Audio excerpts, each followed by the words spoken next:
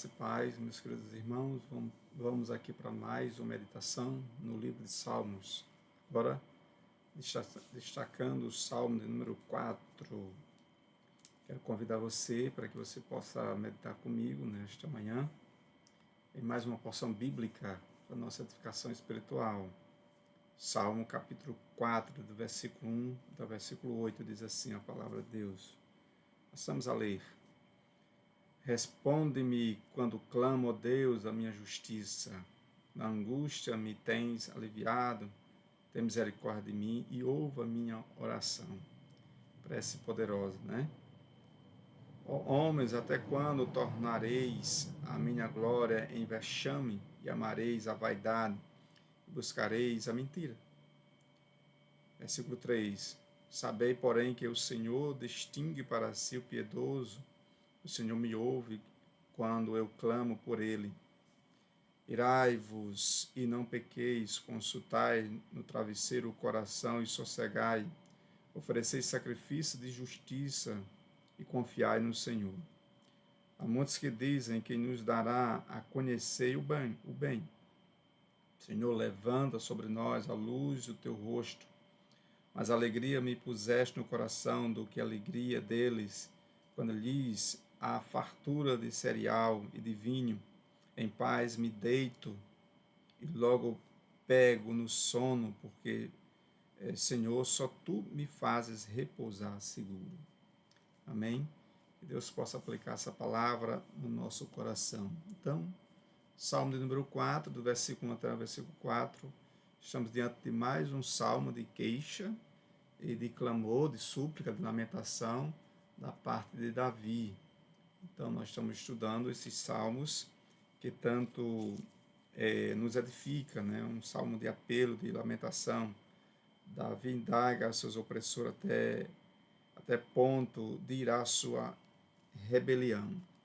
Então, um salmo é muito edificante. Vejamos aqui. Então, olha, nós podemos colocar na epígrafe aqui, na versão atualizada, diz assim: confiança em Deus na angústia. Ou seja, confiança em Deus, uma confiança inabalável em meio às tempestades da vida, né? Algumas considerações iniciais. Estamos diante de mais um salmo de lamentação, um salmo de oração, de súplica, né? Geralmente esses salmos eles eram proferidos, eles eram entoados, salmodiados pela manhã ou no finalzinho da tarde, né, início de noite, e assim os salmistas salmodiavam, né, expressavam as suas experiências com Deus, né? Então os salmos são exatamente isso, são experiências da vida diante da grandeza de Deus. E em particular também esse salmo, um apelo, né? Davi aqui faz a Deus que chama de minha justiça. Então, para Davi, Deus era a sua justiça em meio aos seus algozes, né? Então, esse salmo, ele nos leva a refletir sobre essa perspectiva aí. Este salmo está intimamente relacionado com o Salmo 3, e assim por diante, né? Então, vamos aqui extrair algumas lições, né, para a nossa reflexão. Então, vejamos aqui, geralmente, as orações, como eu falei, elas eram proferidas na parte matutina, né, e vespertina, ao cair da noite, onde Davi pede, direciona a Deus e justifica diante de seus acusadores e, de certa forma, encontra, né, descanso em saber que Deus o manterá salvo, seguro, porque a justiça de Davi estava depositada tão somente nas providências divinas, né? Então, nós entendemos nessa primeira parte: responde-me quando clamo, ó Deus, da minha justiça. Então, Davi, ele tinha plena consciência e serenidade de que Deus, em meio às suas angústias, iria aliviar ele, dar descanso, ia dar repouso, ia dar proteção. A justiça de Deus se efetivava na vida de Davi, protegendo, e ele podia dormir tranquilamente, né? Sossegadamente. Encontramos no versículo 1 também o clamor, no meio a uma necessidade imperiosa da vida. Davi apela a Deus, que é justo, né, pois sabia que Deus é um Deus fiel que guarda o seu pacto. O pacto que Deus tinha estabelecido com Davi é que ele iria proteger Davi, né? E que em meio aos levantes e em meio aos algozes de Davi, Davi tinha consciência, em meio às suas fragilidades, que Deus iria ter misericórdia quando assim ele clamasse do profundo da sua alma. Também nós destacamos aqui essa parte, né? E, evidenciando a questão da comunhão de Davi. Davi era um servo de Deus que tinha uma comunhão bastante estreita com Deus em meio às suas imperfeições, em meio às suas fragilidades humanas. Mas Davi, segundo a Bíblia, Davi era um homem segundo o coração de Deus. Então imagine essa expressão, um homem segundo o coração de Deus, uma mulher segundo o coração de Deus. Então era uma intimidade muito estreita, e Deus sonda os nossos corações, o nosso entendimento. E assim nesse versículo primeiro nós encontramos Deus da minha justiça. Fato esse que vai evidenciar essa relação de causa justa da parte de Deus com Davi. Então, uma grande lição que nós tiramos aí. Davi deseja que sua angústia seja dissipada da sua presença, e assim se efetivava com a proteção e o auxílio quando assim ele clamava a Deus. Percebe-se também uma necessidade da sua graça sobre a vida de Davi, como assim se manifestaram. Versículo 2: ó homens, até quando tornareis a minha glória em vexame e amareis a vaidade? Então Davi indaga os seus opressores até que ponto irá a sua rebelião. Então eles se rebelavam não só contra Davi, mas era contra o próprio Deus de Davi. Então aí a afronta aumentava, né? Davi exorta os seus opressores a abandonar seus ídolos. Muitas pessoas têm seus ídolos particulares. O que falar nos dias atuais, né?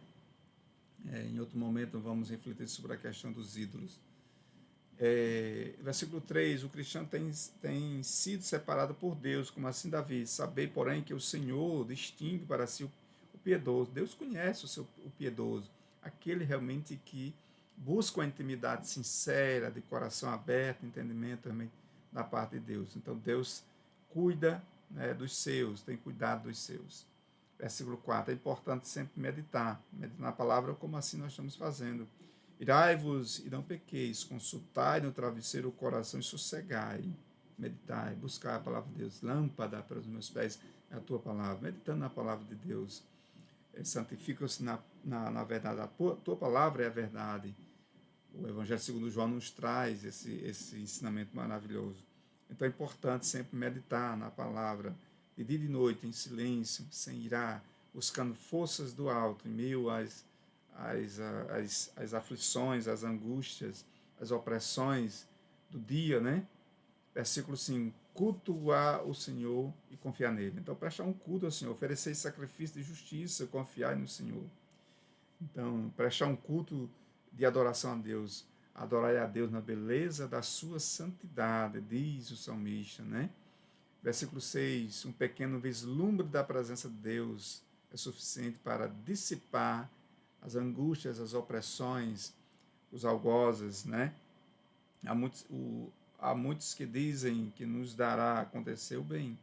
Então nós observamos um pequeno vislumbre da presença de Deus é o suficiente para dissipar qualquer tipo de angústia, aflição, sofrimento, pessimismo essencialmente, né?